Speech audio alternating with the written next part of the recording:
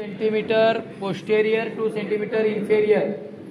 आता हा आपण परायटर ट्युबरकलचा हा हायेस्ट पॉईंट जर घेतला आपण, हा इथून 2 सेंटीमीटर पोस्टेरियरला एक लाईन घ्यायची,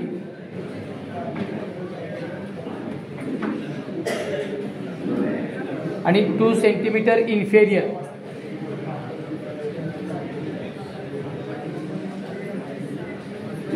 हा एरिया इकडे येणार।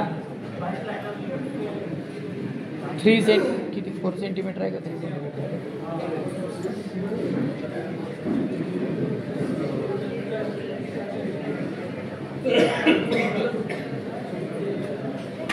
हे एका बाजूलाच एरिया ड्रॉ करून दाखवतोय। तुम्ही बायलॅटरल हे एरिया ड्रॉ करायचे आहेत। स्पीच आलं ना सर? स्पीच नाही, हा ॲप्लिकेशन एरिया, सॉरी हा स्पीच 2 एरिया, स्पीच 2। आता आपण ही लाईन आहे ऑक्सिपिटल प्रोट्युबरन्सची ही सुपेरियर लाईन आहे। इथे आपण विजन एरिया आणि बॅलन्स एरिया ड्रॉ करणार आहोत।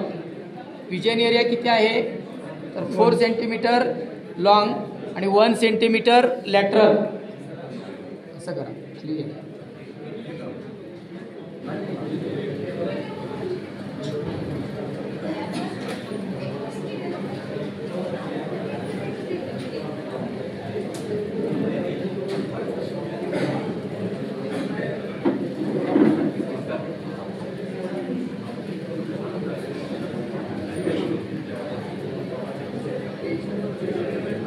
हा आपला विजन एरियाला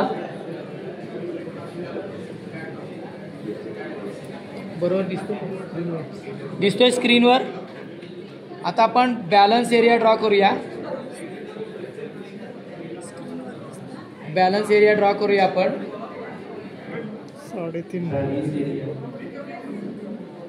3.5 सेंटीमीटर लॅटरल, 3.5 सेंटीमीटर लॅटरलला हा पॉईंट घ्यायचा आहे मध्य याच्यापासून।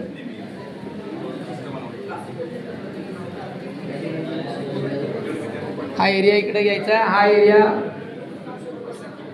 या याच्यावर नीडलिंग करताना अप्पर टू लोअर नीडलिंग करायची आहे, पण काळजी घ्यायची आहे मेडुला ऑब्लॉंगेटा पंक्चर झाला नाही पाहिजे। सुपरफिशियल नीडलिंग करायची आहे बघा, हा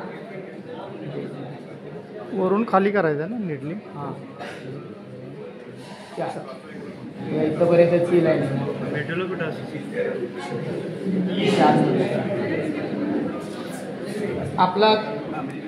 आपले कोणकोणते एरिया झालेत आता? स्पीच एरिया 2 घेतलेला आहे आपण, बॅलन्स एरिया घेतलेला आहे, विजन एरिया घेतलेला आहे, ॲट्रॅक्झिया एरिया घेतलेला आहे, फूट मोटर सेन्सरी एरिया झाला आहे, त्याच्यानंतर सेन्सरी एरिया आहे, मोटर एरिया आहे, कोरिया ट्रेमर एरिया आहे आणि वॅसोमीटर एरिया आहे। एवढे एरिया आपण ड्रॉ केलेले आहेत। तर या बाजूचे सर्व एरिया ड्रॉ झालेले आहेत। फक्त आता कानाच्या वरती 1.5 सेंटीमीटरचा जो एरिया आहे वर्टिगो एरिया, आणि त्याच्यानंतर त्याच्या पाठीमागे जो वेर्निक एरिया आहे म्हणजे स्पीच 3, तो एरिया आपण ड्रॉ करणार आहोत। आता आपण कान फोल्ड करायचा, कान फोल्ड करून त्याचा जो अपेक्स येतो इथे, बघा इथे अपेक्स आलेला आहे त्याचा, इथे एक पॉईंट आपण घ्यायचा, तिथून 1.5 सेंटीमीटर वरती लाईन घ्यायची,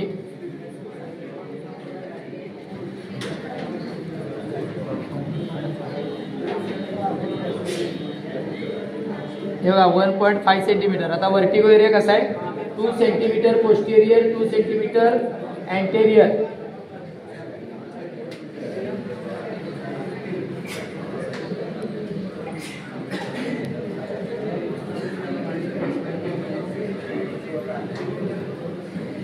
हा वर्टिगो एरिया दिसतोय का सर्वांना?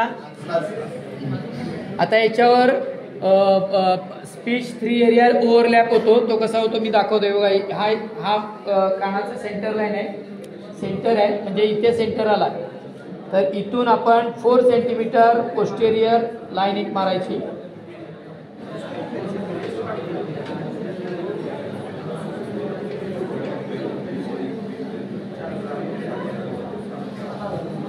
हे बघा, हा एरियाला स्पीच 3 एरिया, वेर्निक एरिया आणि मोटर एरियाचा जो इकडचा एरिया खालचा 2/5 त्याच्यामध्ये बोराकास एरिया येतो. एक मिनिट, एवढे एरिया ड्रॉ केले. कोणा समजले का? सर्वांना दिसते बरोबर? कळतंय का? आता आपल्याला इंटरनल ऑर्गॅनचे जे एरियाज आहेत ते ड्रॉ करायचे आहेत आपल्याला सर्व. बघा, मध्ये येणार 2 सेंटीमीटर पोस्टेरियर, 2 सेंटीमीटर इन्फेरियर. हा आहे हेड एरिया. मध्य लाईन वरती एरिया येतोय तो हेड एरिया आहे.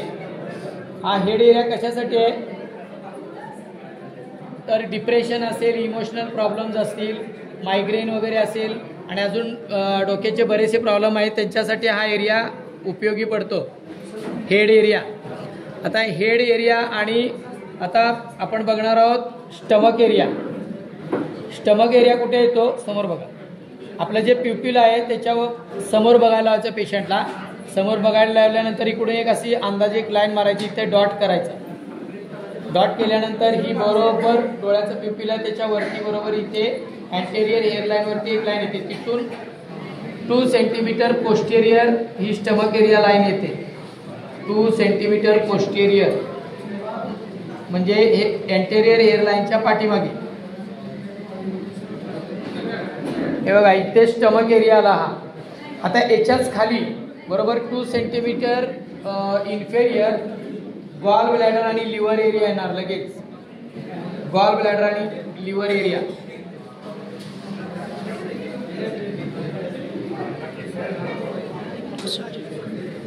बघा, स्टमक एरियाच्या बरोबर खाली गॉल ब्लॅडर आणि लिव्हर एरिया आलेला आहे 2 सेंटीमीटर इन्फेरियर. आता या दोघांच्या मध्ये म्हणजे ही मिड लाईन आहे, अँटेरियर लाईनच्या इकडून ही मिड लाईन आहे आणि हा स्टमक एरिया आहे. याच्या बरोबर मध्य काढायचा हा थोरॅसिक एरिया आहे. हा थोरॅसिक एरिया 2 सेंटीमीटर वरती 2 सेंटीमीटर खाली म्हणजे इन्फेरियर आणि पोस्टेरियर अँटेरियर हेअर लाईनला.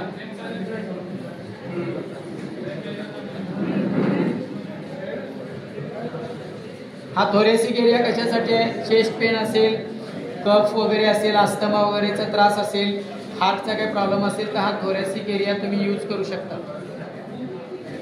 समजलं? समजते का सर्वांना?